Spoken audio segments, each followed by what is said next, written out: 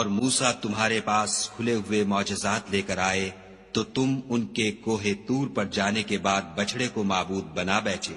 اور تم اپنے ہی حق میں ظلم کرتے تھے۔ اور جب ہم نے تم لوگوں سے عہد واثق لیا اور کوہ طور کو تم پر اٹھا کھڑا کیا اور حکم دیا کہ جو کتاب ہم نے تم کو دی ہے اس کو زور سے پکڑو اور جو تمہیں حکم ہوتا ہے اس کو سنو، تو وہ جو تمہارے بڑے تھے کہنے لگے کہ ہم نے سن تو لیا لیکن مانتے نہیں، اور ان کے کفر کے سبب بچڑا گویا ان کے دلوں میں رچ گیا تھا۔ اے پیغمبر ان سے کہہ دو کہ اگر تم مومن ہو تو تمہارا ایمان تم کو بری بات بتاتا ہے۔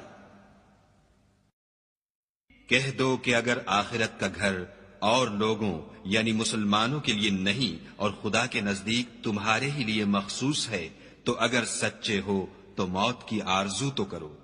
لیکن ان اعمال کی وجہ سے جو ان کے ہاتھ آگے بھیج چکے ہیں یہ کبھی اس کی آرزو نہیں کریں گے، اور خدا ظالموں سے خوب واقف ہے۔ بلکہ ان کو تم اور لوگوں سے زندگی کے کہیں حریص دیکھو گے، یہاں تک کہ مشرکوں سے بھی۔ ان میں سے ہر ایک یہی خواہش کرتا ہے کہ کاش وہ 1000 برس جیتا رہے، مگر اتنی لمبی عمر اس کو مل بھی جائے تو اسے عذاب سے تو نہیں چھڑا سکتی، اور جو کام یہ کرتے ہیں خدا ان کو دیکھ رہا ہے۔